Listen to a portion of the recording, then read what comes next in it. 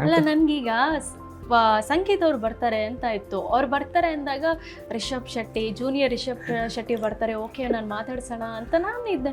ನೋಡಿದ್ರೆ ಇಲ್ಲಿ junior Rishabh Shetty full ಉಲ್ಟಾ. ನಿನ್ನೆ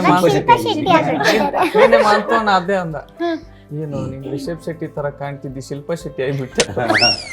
ಅದು 2 ತಿಂಗಳು ಕಂಟಿನ್ಯೂಟಿ ಕಾಮಿಡಿ ಕಿಲಾಡಿಗಳಲ್ಲಿ ಬಿಯರ್ಡು, ಸೊ ರಿಷಬ್ ಶೆಟ್ಟಿ ಅವ್ರನ್ನ ಕಂಟಿನ್ಯೂಟಿ ತೋರಿಸಿ, ಸೊ ಸಂಕೇತ ಅಂತ ಹೇಳ್ಬಿಟ್ಟು ನಾನು ಇನ್ನೂ ಕೂಡ ಏನು ವೇದಿಕೆ ಮೇಲೆ ತೋರಿಸಿಲ್ಲ. ಅದಕ್ಕೋಸ್ಕರ ಇಲ್ಲ ಸರ್ ಏನಾದರೂ ಒಂದು ಎಕ್ಸ್ಚೇಂಜ್ ಮಾಡೋಣ ಅಂತ ಹೇಳಿದ್ರು. ಓಕೆ ಆಯಿತು, ಏನು ಮಾಡ್ತೀರಾ, ಓಕೆ ದಾಡಿ ಮೀಸೆ ತೆಗೆದುಬಿಡಿ ಅಂತ ಹೇಳ್ಬಿಟ್ಟು ಅಂದರು. ಸರ್ ಏನು ಮಾಡೋದು ಸರ್ ದಾಡಿ ಮೀಸೆ, ಓಕೆ ಇಲ್ಲ ಕ್ಯಾರೆಕ್ಟರ್ ಅಂತಂದರೆ ಯಾವುದೇ ಕ್ಯಾರೆಕ್ಟರ್ ಆದರೂ ಕೂಡ ನಾವು ಮಾಡಲೇಬೇಕು. ಸೊ ಕಲಾವಿದ್ರು ಅಂತಂದ್ಮೇಲೆ ಅದು ಇದು ಅಂತ ಹೇಳ್ಬಿಟ್ಟು ಅನ್ಕೊತಾ ಕೂತ್ಕೊಳ್ಬಾರ್ದು. ಓಕೆ ಸರ್ ನಾನು ಮಾಡ್ತೀನಿ. ಓಕೆ ಅದಾದ ಕೂಡಲೇ ನೆಕ್ಸ್ಟು ಕ್ಯಾರೆಕ್ಟರ್ ಚೇಂಜ್ ಆಯಿತು, ಲೇಡಿ ಗೆಟಪ್ ಹಾಕ್ಸಿದ್ರು.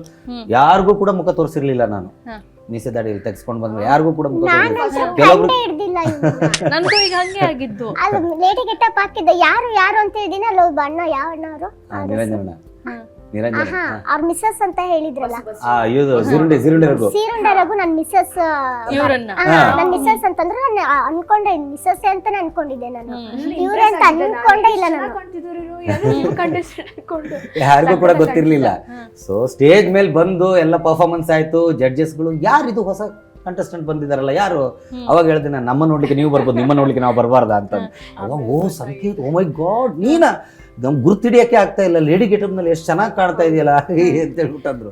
ಬಹಳ ಸಂತೋಷ ಆಯ್ತು. ಸೊ ಅವಾಗ ಜಗನ್ ಅವ್ರು ಹೇಳಿದ್ರು, ಇಲ್ಲ ಇಷ್ಟು ದಿನದ ತನಕನೂ ನೀನು ರಿಷಬ್ ಶೆಟ್ಟಿ ಅವ್ರ ತರನೇ ನೀ ಆಕ್ಟ್ ಮಾಡಿ, ಈಗ ನೀನು ಸಂಕೇತ ಆಗಿ ಆಕ್ಟ್ ಮಾಡ್ತಾ ಇದೀಯಾ. ಸೊ ಬಹಳ ಖುಷಿ ಆಯ್ತು. ಆಲ್ಮೋಸ್ಟ್ ಆಲ್ ನಾವು ಜೆಂಟ್ಸ್ ಹುಡುಗರು ಏನಿದ್ವಿ ಆಲ್ಮೋಸ್ಟ್ ಆಲ್ ಲೇಡಿ ಗೆಟಪ್.